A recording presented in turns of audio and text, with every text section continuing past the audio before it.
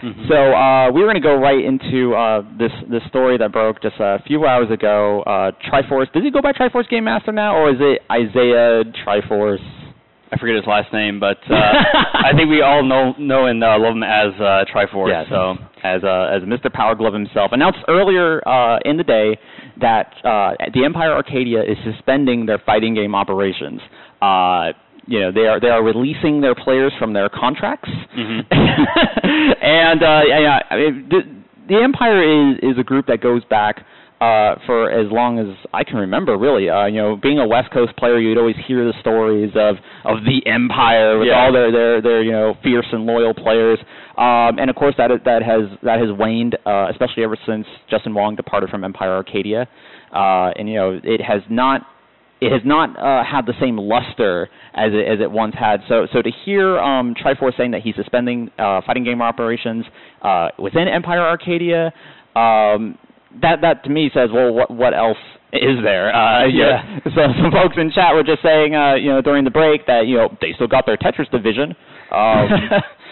That's fantastic. But you know what? If you have not seen this clip, Triforce actually posted a video to YouTube where he released a statement, and I believe we have that for you right now. All right, let's take a listen to it. Greetings, ladies and gentlemen. My name is Isaiah Triforce Johnson, also known as Triforce. I am the founder of Empire Arcadia, and I bring you news today about the suspension of the Empire Arcadia fighting game division.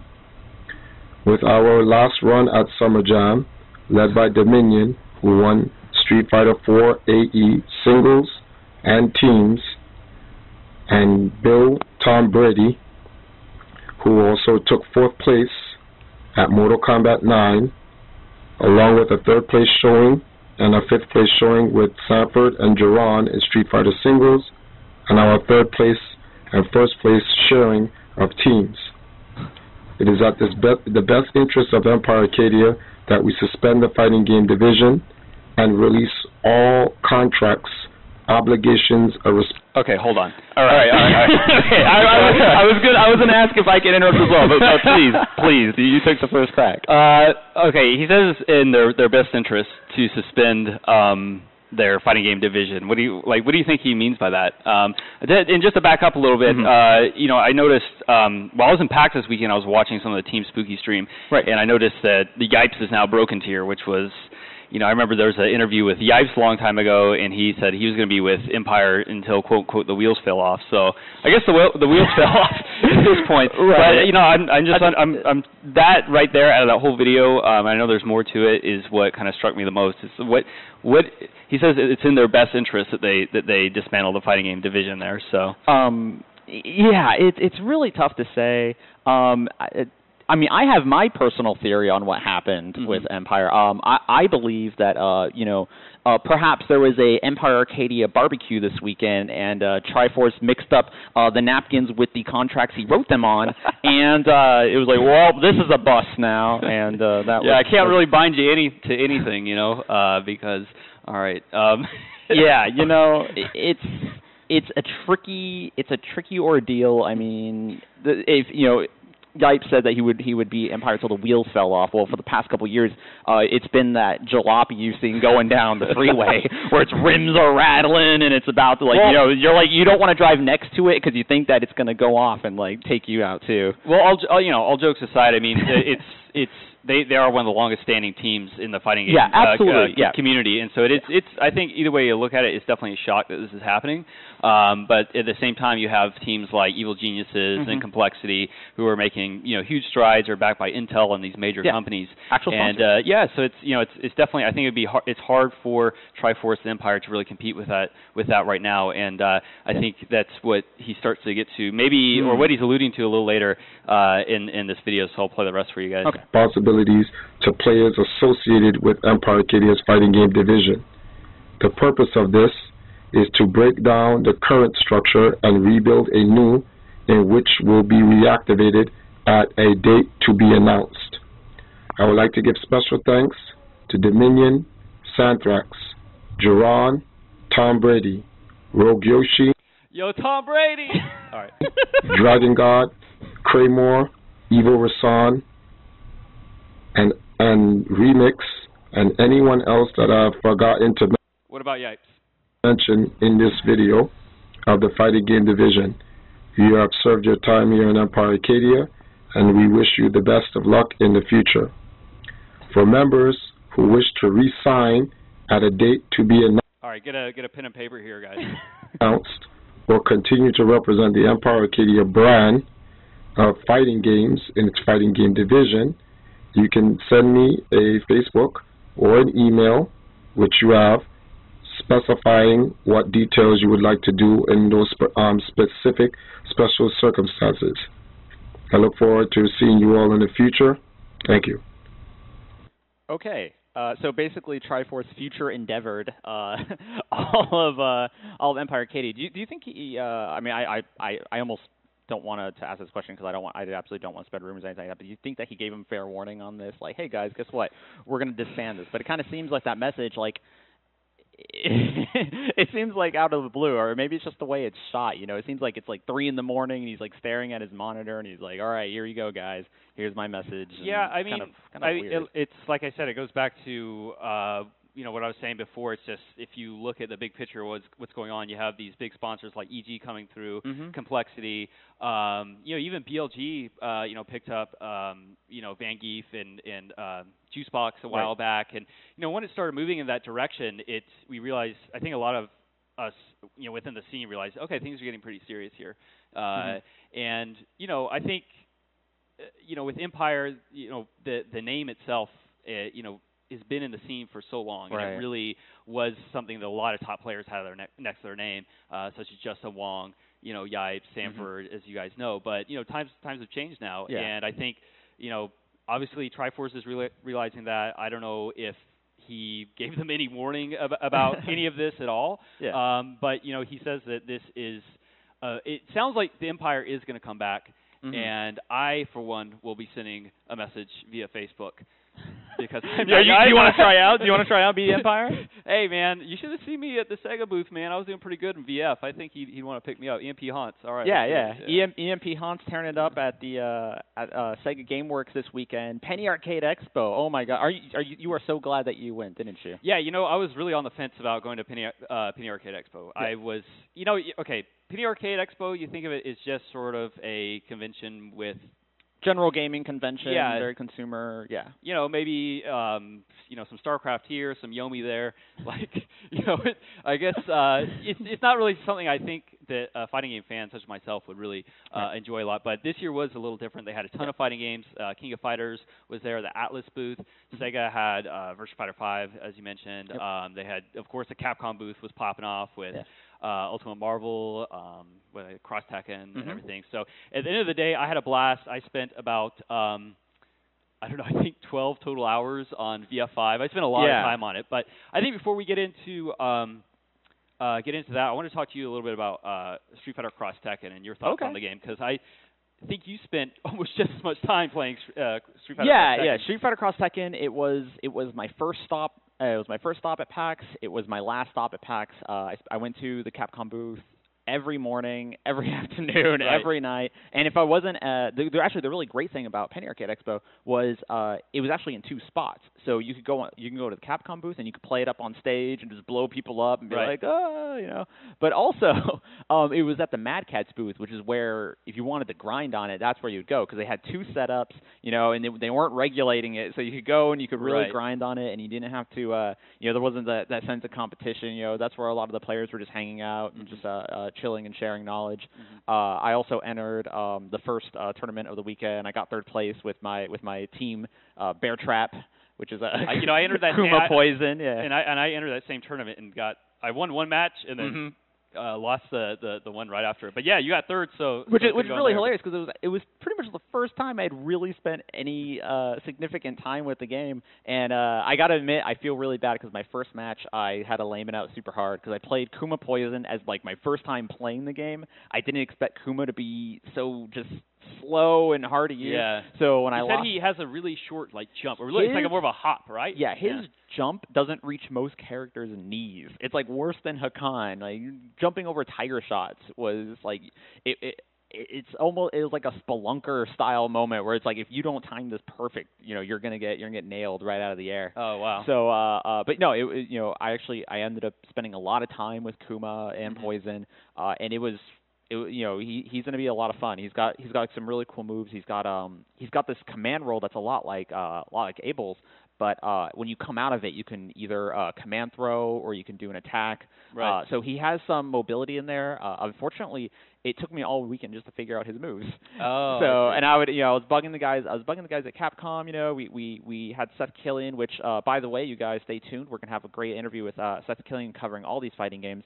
I asked him. I was like, hey, why don't you slip me some of that Kuma knowledge? Why don't you slip me some of that move list? He's like, no, this game is changing so much. He's like, whatever I tell you, it will probably be wrong. But Street Fighter Cross Tekken. When you watch the game, you get this impression that it's very fluid. It's very snappy. That is actually not the case.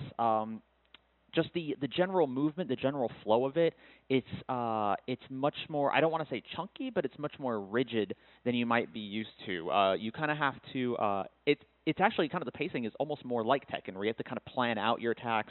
You can't just, if you're playing footsies with someone, you can't just throw attacks out, because there's kind of a delay on things. It's like, maybe that might be the monitors. Might be the monitors. I hope.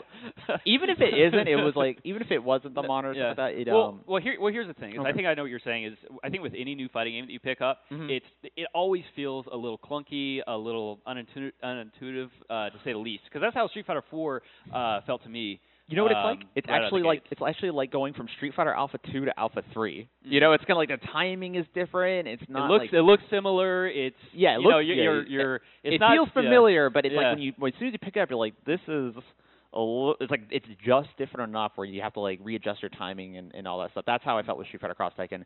But I adjusted to it pretty quickly, and I'm a fan. I'm really excited about it.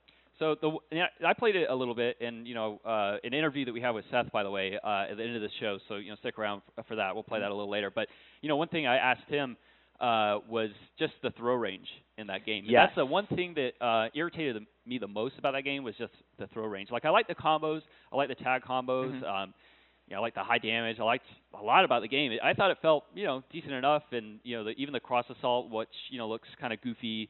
That's where you do quarter circle back and medium punch, medium kick, and your teammate comes out and you just while out. But even that on videos it looks kind of dumb. But like you play with it, you're like, all right, I can get used to this. But the throw range it just didn't feel right. You're like right next to them, and the throws whiff. You got to get right up their butts to do it. Like, let's just be honest. You got to be like just rubbing up against them, because if you are not. If you are not spooning that other character, you are going to whiff throw. And there was a lot of times where even I did this, where it'd be me and some other guy would just be like, and it's like someone has to throw or someone has to tech, like, and finally I would feel like, all right, screw it, just mash jab, just get out of here. You know? That was kind of ridiculous. But Seth did offer you an explanation, but we'll let the viewers wait to hear that. You'll hear about why the throw range is so short right now in the game, in the interview a little later. So it'll give you something to think about. It'll most definitely give you something to think about. But other than the throw range, how else? What team were you playing when you? I was playing. Let's see here. I played. My first match was Sagat and Kazuya, because I think those were like the two Kazuya, badasses. Kazuya, I saw a lot of Kazuyas. Very, very easy to use, very powerful. One of the few characters that thus far I've seen have like a really solid mix-up game. And then Sagat is just crazy damage, and really great. I mean, I played Sagat in 4, and he's like the only character I played Street Fighter 4. So I was like, okay. I figure I can at least throw tiger shots and uppercut, and it was cool. I mean, I think the game is pretty easy to jump into, but I could also see where obviously nobody's really had too much extended time with it, so there's obviously a lot to learn. I mean, I only really got to play 2 or 3 times, but overall I liked it. It was just that the throw range was really odd, but one strategy that our friend Scunchin told me that works really well that I utilized was with the throws, and you chuck them, and then you activate the cross assault, and then you jump over them. Right. I remember you mentioned this to Seth. I didn't want to interrupt the interview, but I witnessed Scunchin, who came up with the strategy. I witnessed something happen to him. Really? He was playing in one of the tournaments. They had daily tournaments at PAX, and he threw somebody. I believe he was using Ken, so it was just this over-the-shoulder scoop, and activates Cross Assault, and he goes to jump over, but he was playing against a Tekken character who just rolled out. And when you roll on Wake Up, you pretty much get to the opposite side of the screen. So then the guy was all the way on the other side of the screen, and Scunchin was left with both characters. So then he just said, "All right, well, just throw fireballs this entire time." Okay. He didn't know quite what to do. But that's actually a really great thing, both about the game and to have something coming out with a lot of these new mechanics. It's just it's a lot of discovery is what it is. I didn't have much success with Cross Assault either. I kept using the dual character super, because every time I tried Cross Assault, I just felt like I wasted it. Yeah, and I know I want to move on to the next topic here in just a sec, but I am interested to see how the Cross Assault, see if it develops as like a legitimate strategy that top players use, or if it's really just a gimmick and more of a way to humiliate the opponent rather than something you see like every round. Kind of like maybe like X-Ray in Mortal Kombat, where it's like it's powerful, but you kind of know you shouldn't use it, so you kind of only use it to either go for a kill or it's pretty much humiliation there. So if you would like to move on, if you want to get your tryout tape out for the Empire, EMP Haunts, for Virtua Fighter? Yeah. Okay. So for you guys out there who maybe didn't see this, Sega actually had us out to Penny Arcade Expo on Friday night to the Sega GameWorks right across the street from the Expo Center to run a live broadcast of Virtua Fighter 5 Final Showdown. The first time it'd been playable in America, I believe, at least in public. I think the first time it's been playable in America ever. I mean, I'm not even. Well, I didn't want to maybe discount the odd trade show or something. Well, in the whole thing with the Virtua Fighter at PAX it's just really crazy for us to begin with. I mean, with the whole stream, they wanted us to come through and stream it. We set all that up in, I don't know if you guys saw it or not, but we set all that up in about 2 days. Yeah. And we came through and streamed it on a. They put out the press release, within an hour we were already there, being like, let us in. Yeah. So we went down there. There's no internet at GameWorks where the arcade cabinets were, so we went out and got a 4G wireless card.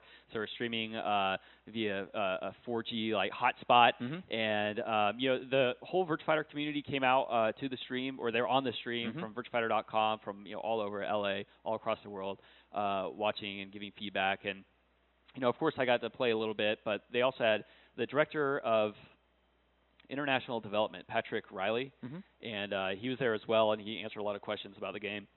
And on VirtuaFighter.com, there's a post at the top and about the stream, and within the comments, one of the better players there at the event, Chanchai, I think his name was.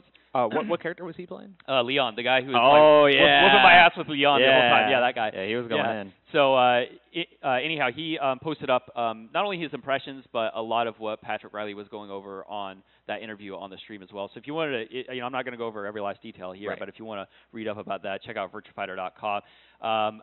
As many of you know, I'm a huge Virtua Fighter fan. I've been playing that game since. Well, I've been playing it since Virtua Fighter 4. Maybe I'm not the biggest fan, but I really do enjoy it, probably more than most. Yeah. And when Virtua Fighter 5 came out here in the Bay Area, we had a nice group of 10 people who took the game really seriously. So we were super hyped about the announcement, and that's why we went way out of our way to get in there and make that stream happen, and not only make the stream happen, but also play. Yeah. And what's crazy is, it says Virtua Fighter 5. But it's not Virtua Fighter 5. No, that's what people have to understand about this game. Yeah. It's so many different moves are changed just completely. I played Go in that game, and they took out, I think, a good 7 moves, seven of his staple moves he uses in Virtua Fighter 5. So the game looks the same, but it plays so differently. And if you gave the game a shot, you're a fan.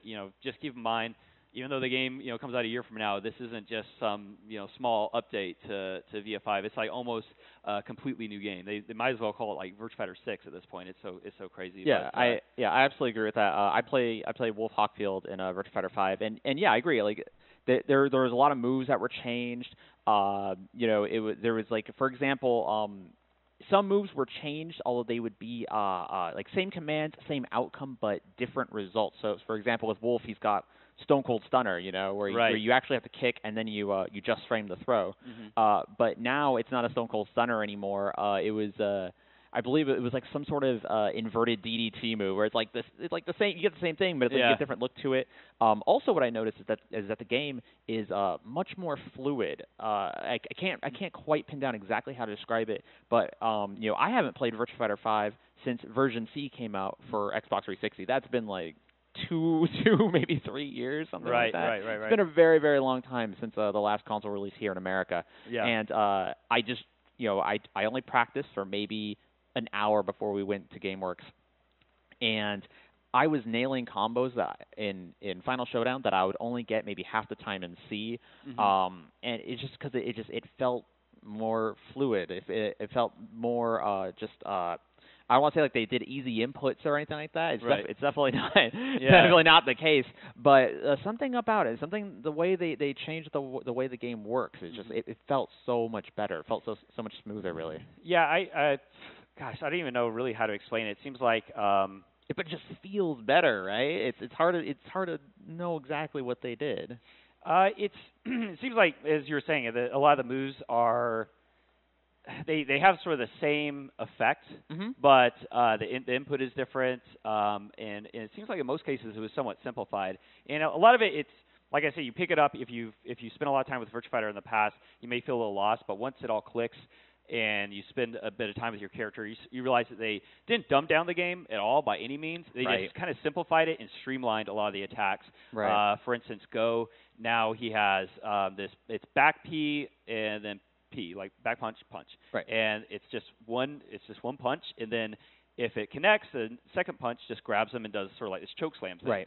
Real easy to understand, you know. And in previous Virtua Fighters, you know, things like that were, you know, it usually took a few more inputs to make those sort of like cinematic type things happen. But I'm really hyped for it. And I think that I was even more than just the game itself, one of the things I was impressed with the most was Sega's approach.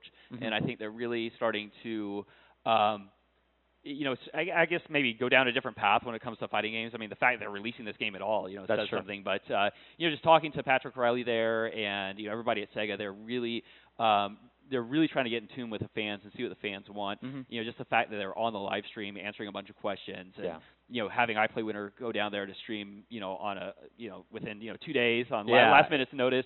The fact that they're really trying to connect with the fans, I think, tells me that there again is a lot to look forward to with this game. So I'm really hyped for it. Yeah, I mean, absolutely agree. Sega seems to really want to put their best foot forward on this. I mean, this is you know, no spoilers, but this is probably not a one-shot deal when it comes to Sega bringing out Virtua Fighter and trying to do some stuff for the fans. So a lot to look forward. And just for everybody out there who, you know, maybe you haven't played a Virtua Fighter before, you know, but you've heard, you know, the legend of the series. I just want to say, do not be frightened of Virtua Fighter. The complexity and the depth and the difficulty of trying to learn the game is wildly overstated. It is very deep. It is very complex. But let's face it, if you've ever played Parappa the Rapper, punch, kick, block, you already know how to play Virtua Fighter. Like it's.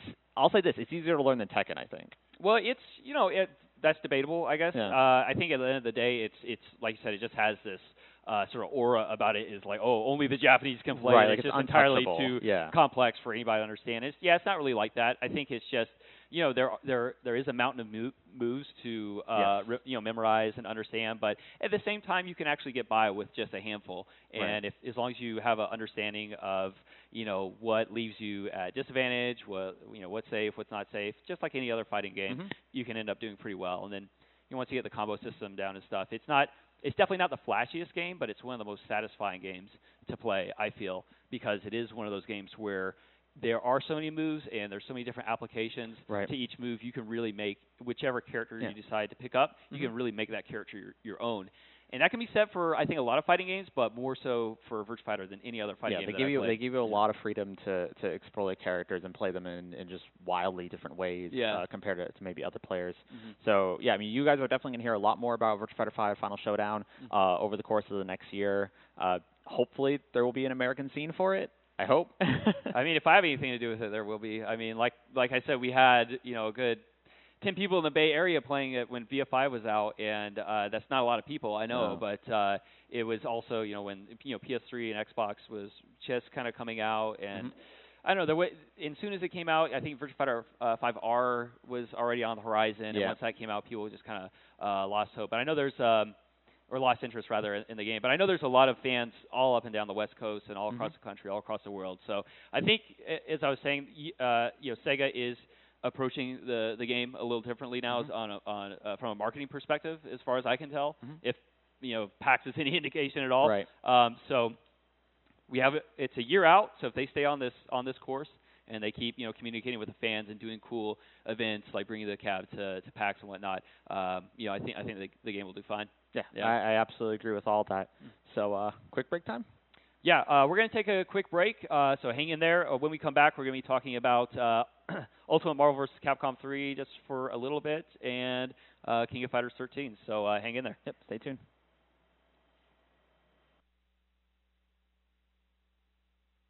We are back. Thank you for sticking with us here on Frame Chat on iPlayWinner. If Sega represented really well, and they really did. They represented very well at Penny Arcade Expo. There is one company that maybe didn't represent so well, and that would be Atlas with our very beloved King of Fighters 13. If you went to Penny Arcade Expo, you probably didn't know it was there. In fact, we didn't know King of Fighters 13 was there. People on Twitter were telling Hans, hey, go check out King of Fighters. Hey, go check out King of Fighters. And we would tell, like I was telling Hans here, like, no, it's not here. Look on the program guide. It's not here. Yeah, it turns out that it was there. It was just it was not even a booth. It was more like a lemonade stand with a couple of sticks. Nobody really attending it, and it was literally in someone else's booth. Was that somebody else's booth? Yeah. I mean, the main problem was with the booth is it was on the ass end of the convention center, so it was really hard to find. It was in the back. Yeah. It was in the back. I mean, yeah, I was there. I think Friday. I searched all over with art from Southtown, and I couldn't find it. I was like, I have no idea where this is. I even posted online. I'm like, where is it? I was like, I don't think the game's here. Yeah. And then actually, I had to go on NeoGaf, and thankfully those guys pointed me in the right direction. And but you shouldn't have to do that. If you are physically at the event, you should not have to ask people online who are not at the event to tell you that it is there. And the reason why I'm being so harsh on Atlas here is because and I love them for releasing King of Fighters 13. Activision could release it as Call of Duty, like Japan versus Korea fighter or something, and I'd be like sold, I mean, I bought Wartech. Yeah, I bought Wartech. I knew it was Senko no Ron, but I bought Wartech. I would support this game no matter what. And we want nothing but the best for King of Fighters. Yeah. And so, we really, we hope Atlas is listening. You guys got to get out there. You got to get King of Fighters out there. You got to get it in people's faces, and maybe the lackluster showing at Penny Arcade Expo. Maybe not the best way to do it. Yeah, I think there is definitely a lot more that could be done with the marketing of that game and just overall promotion. Again, if Penny Arcade is any indication of what we can expect over the next 2 months, I'm a little scared. I mean, the guys at the booth I think were really nice. When when I showed up and started just doing some basic combos, they're talking to me about the game and stuff, and they're really helpful. Like when I asked questions and whatnot. But I felt like if you guys don't know, we've been streaming King of Fighters 13 from the arcade, Southtown Arcade here for the past 2 months. In fact, it's right there. yeah, it's actually right there. So a huge fan like myself of the game. I've been playing it like pretty hardcore over the past 2 months. I feel like I should have no problem finding their booth and just getting to the game to begin with. But at the booth, like I said, it was pretty cool. Once I got there, I met this dude Sonic Tempest. I think he's from Orochi. What's the Rochinaga? Rochinagi.com. I think that's the website name. You are the bigger King of Fighters. Yeah, I don't want to mangle the web address and then the people go to the wrong place. But he's probably on DreamCancel.com as well. Anyway, really cool guy. He was recording a bunch of matches there. You can check him out, YouTube.com/Sonic Tempest if you want to check out the console version. They had it set up on a PS3. And I don't think it was the newest build because they didn't have the old Iori. Yeah, the DLC Iori. I don't think he was there, so I don't think it was the absolute newest build. But they did have Billy Kane. Billy Kane looking a little rough. Yeah, he doesn't look as fluid as some of the other No, characters. no, I mean like physically. Oh. He looked like maybe he looked like I always thought Billy Kane wore the bandana to look cool, but now it's kind of like he kind of looks like the first cancer patient who discovered the bandana. He does look a little sickly. He actually looks like one of us. I think, Thank you. That's what I meant. He looked sickly. He looked like he has seen better days. But I was playing some folks there, and Billy Kane was definitely. You got a chance to. There was someone there who was pretty adept at Billy Kane. He was mopping me up. So Billy Kane, he looks like he's going to be a fun character though. So I don't really spend a lot of time with Billy Kane, but those of you who've been keeping up with the game at all, you can find, and if you haven't, you can find a lot of the changes to the console version on DreamCancel.com, Rochinagi.com. Oh my gosh! Now I feel like an idiot for like mispronouncing this. In the YouTube version of this, there will be a nice URL, right here. Kane317, he put together a nice list of all the changes. So if you want to get a better idea of each character and what's changed, you can check that out. From my experiences, I like the changes they made with Kyo. I've been playing him a lot. You're pretty stoked about those changes. Yeah, I mean it's really simple stuff, but his down 4D you can now combo into. What's the name of it? His up kicks. Up kicks. Yeah, up They're kicks. always called up kicks. Yeah, I think quarter circle 4D, his up kicks. Mid-screen you can do that now, so you don't have to be in the corner. And it was every once in a while it whiffed, but it might have been sort of a range thing, but it was connecting more often than not, compared to the arcade version. And the game played, really well as far as like K-Dash. People said that he's got nerfs and stuff, but he still seems really strong. He still feels like a top tier character to me. I don't know. And did we have footage of King Fighter 13? Oh yeah, I think I do have something here that I'll pull up. Actually, I want to give you guys just a quick warning here. Yes. We've been trying to play some of these video files on the stream. Throughout the evening here, and it seems like it's making the stream lag a little bit. So if it does lag, don't worry. We'll just show a quick clip here, and then we'll bring it back to the camera where it shouldn't lag as much anymore. But yeah, I do have a little bit here that I'll play, and you can check it out.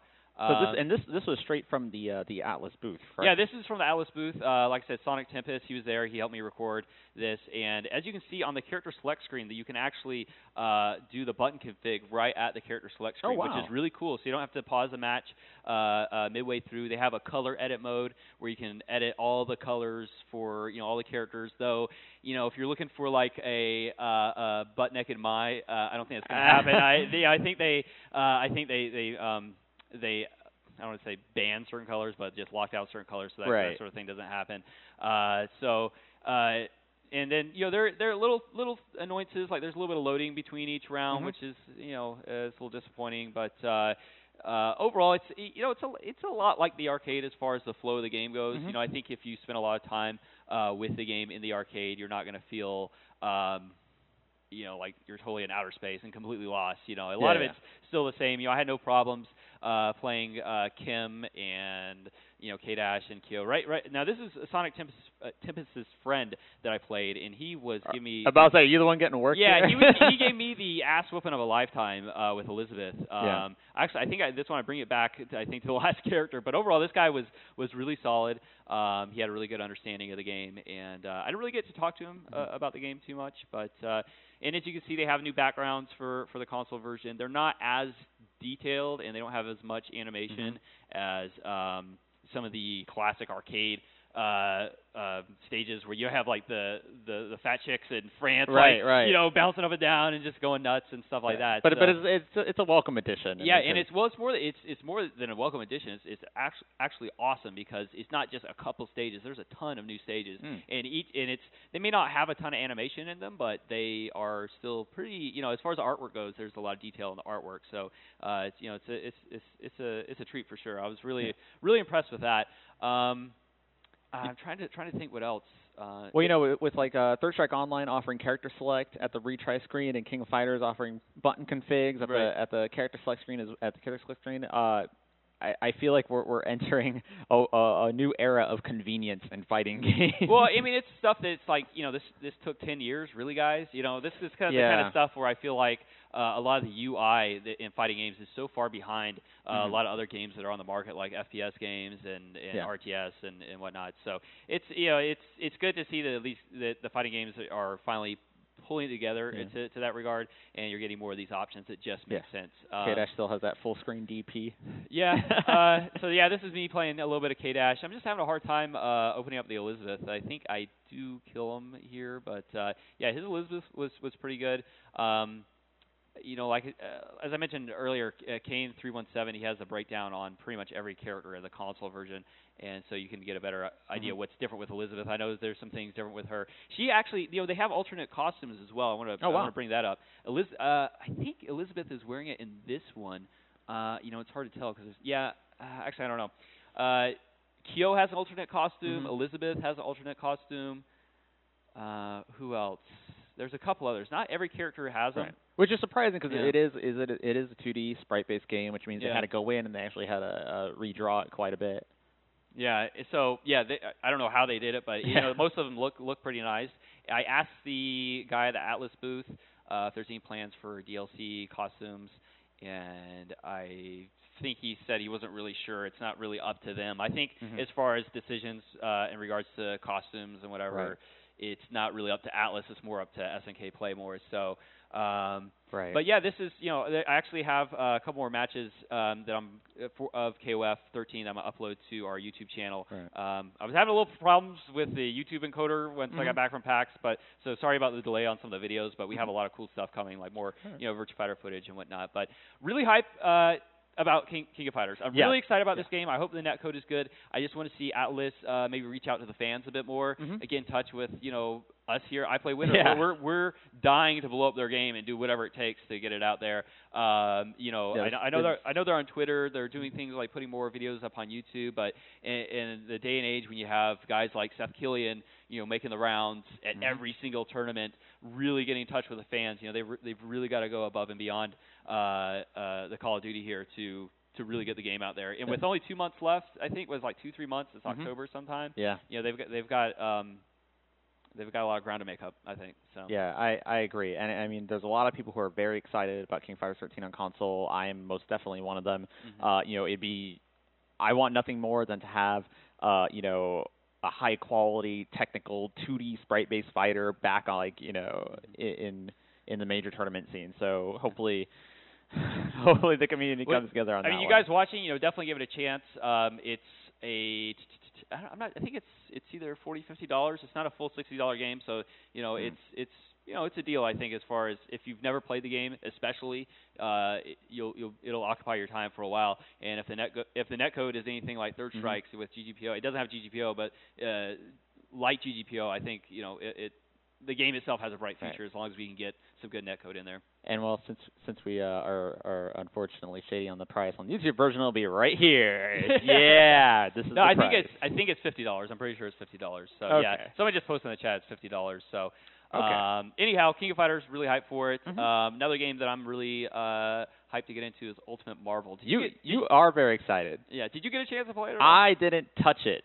So at all? So Hunts, Marvel is all yours. Marvel versus Capcom. Yeah, I mean, I don't want to spend too much time on Ultimate Marvel. I mean, I am really hype about it, but at the end of the day, there are so many videos out there, like Maximilian's videos, and all these write-ups and previews, on the different characters and how they play, and if you search online, you're going to find way more better information than I could ever give you on this show. But I will tell you that the thing that struck me the most about Ultimate Marvel is that it's when you watch it in these videos, you're like, there's some new characters. It looks a little different, but really, how different is it? And you don't understand. Very different. Yeah, you don't understand until you get your hands on it. Yeah, like, even someone like myself, who I am not the most adept Marvel player.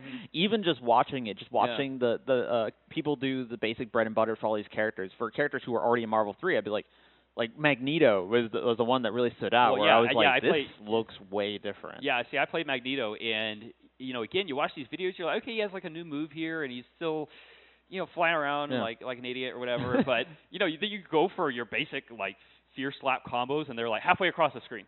you're like, wait a second, like that combo is my bread and butter combo. That should work with like no problem. Like, I miss it every now and again in vanilla Marvel, but not usually after the third rep or something, so they fall out. Yeah. But little changes like the opponent being pushed back after being hit with a fierce. I think some players, when they first get into it, and their characters are so different like that, they're gonna be like, you're gonna do the gamma wave table flip, But for me, I'm excited. I like that it's different like that, and I like that characters like Magneto are so radically different with these new moves and new properties of their moves. It's gonna take some time to get back into it. I'm really excited to see the different teams that are going to be formed in the game, and overall, I think the game is going to be a big improvement over what we have now. And I don't want to spoil too much about the Seth interview, but one thing that not only he said, but some other people have said is that even characters like Wolverine, where there's all this, the sky is falling, like they've gotten nerfed so much that he's going to be a completely useless character. It's not really the case. They've just made some small tweaks to the characters that were maybe a little overpowered from before, and they're still totally viable. So I hope we get a little more balanced game. I think we will. I think Ultimate Marvel is definitely on the right track from what I played, and I really wish I had more time to play it. But again, I spent most of my time playing Virtua Fighter since I didn't know when I'd be able to play it again. That's a wise decision, because you're going to see Ultimate Marvel before you see Virtua Fighter again. Yeah, exactly. I really had no idea when I see Virtua Fighter again. But Ultimate Marvel again, I think if I had to rate them as far as like how hype I am about the upcoming games, obviously Virtua Fighter is right there on top, and then King of Fighters and Ultimate Marvel versus Capcom 3 are tied for second there. Right. That's pretty good. So, last break before we hop into the Seth Killian interview? Sure, yeah. Okay, I think after this, we're going to talk a little bit about what Frame Trap is all about. Thanks for sticking with us so far. I know we're rambling a little bit. This is our first show. We're trying our best. But yeah, after the break, we're going to give you a better idea where we're going with the show and the idea behind the show, and then we're going to hop right into that interview with Seth Killian. So hang in there.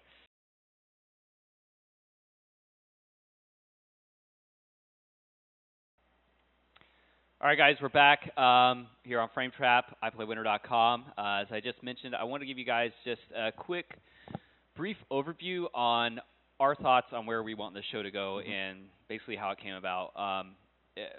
As you know, like, there's a lot of shows out there. Like DJ Wheat has like Live on 3, and there's a lot of shows for just other types of games like FPS games and RTS games, and we felt there wasn't really a live show for fighting games where we could do this sort of thing. And, I know there's been some recorded segments. I know Cross Counter does their thing, and, Dogface had some, I miss Dogface. Yeah, I miss Dogface too, now that I mention it. But, there's been some stuff out there. But we, I run a news site, and we put together a lot of content, so we wanted a weekly show where we could, instead of writing articles all the time, which can be really tedious and take, a really long time, this is something that's more, spur of the moment, up to date with what's going on, and we can talk directly to you guys, get to know, more the iPlayWinner crew a little bit more and stuff. But at the end of the day, we don't really want this show to be about us. We're going to be here for you guys. We want you guys to give us feedback on what you want to see. The whole idea behind Frame Trap is we want it to be a community-driven show where you guys are sending us not only ideas for the following weeks, but also combo videos. In the following weeks, we're going to have Skype interviews, of course. That's a no-brainer. I think. Right. Having people call in. So it's going to be sort of a live podcast, more or less, but we really want to get you guys involved. Obviously, iPlayWinner.com, I've been doing this for, like 2-3 years now, and it's really nothing without you guys. I mean, you guys come to the site, you guys are always, popping off in the stream, letting us know how we can always improve things, and you're brutally honest with us, and we appreciate that. And this is really a show where we want you to continue that trend and continue to be vocal and let us know what you want. We want to shape this entire show based on what the fans want and what you guys want to see. If you hate our guts, you think we're complete idiots, you want different hosts, let us know. If you want to hear the latest in cyber athleticism and esports, then you can drop us a line. Our virtual mail address is frametrap@prodigy.net. No. To be serious, I mean, we're taking the feedback on the show very seriously. We're very easy to get at. You can leave your comments in the I Play Winner news story that will go up sometime after the show with the archive. You can get at us on Twitter at I Play Winner, at Haunts, at Jared R.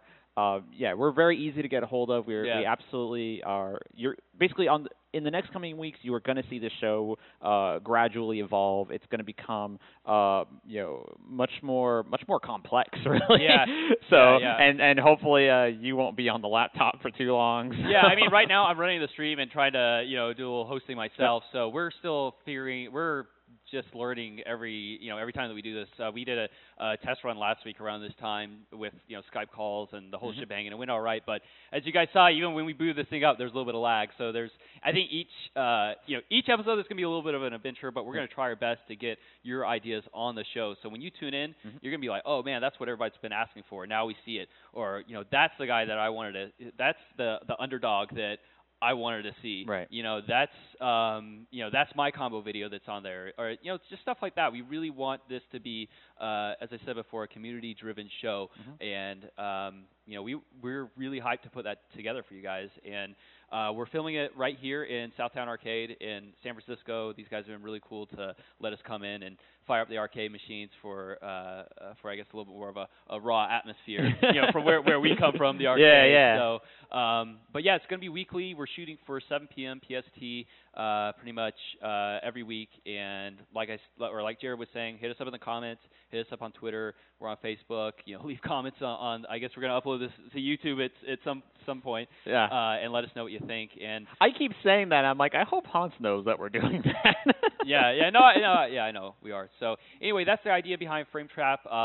Longtime fans of I Play Winner, what we're all about. We're always about the community, keeping things a little loose, a little funnier, not too serious. We're sometimes put people off blast. Sometimes we just try to call it like it is, and we're going to try to always keep it real like that, and just always stay true to our roots as far as I Play Winner goes. We're going to have a lot of different kind of funny trailers and cool stuff that we already have planned coming at you in the near future. But once again, just hit us up with any feedback, and we'll look it over and see what we can do to add it into the show. I think you just about said it all on that one. Yeah. So without further ado here, we're going to show you guys this really great interview that Hans shot all by himself. He's such a – you are the West Coast Spooky.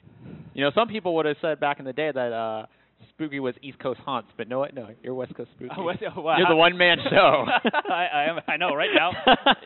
Like as you were saying, eventually I don't think this laptop will be in front of me anymore. But so a quick disclaimer here. As I mentioned a little earlier in the broadcast, we were playing videos earlier, and it seemed to make the stream lag a little bit for some reason. This interview is about 20 minutes long. So, it's pretty long. If it does start lagging, it's probably just buffering. Hang in there. If it just goes to complete crap, don't worry. I'm going to upload it to YouTube tomorrow or the next couple of days, so you'll be able to check it out there. So, but this is a premiere. Yeah, that's what Frame Trap is about. Yeah, this is a premiere of interview with Seth Killian at PAX. We talk about a handful of different topics. I'm really awful at interviews. I know I'm a really awkward interview type of guy, so please bear with me. But the interview ended up being pretty good, I think, when it's all said and done. And the ending is pretty golden. Yeah. So once again, we are going to sign off after the Seth Killian interview. So once again, thanks for tuning in to Frame Trap, and we'll see you guys next week. Yep. See you later, guys.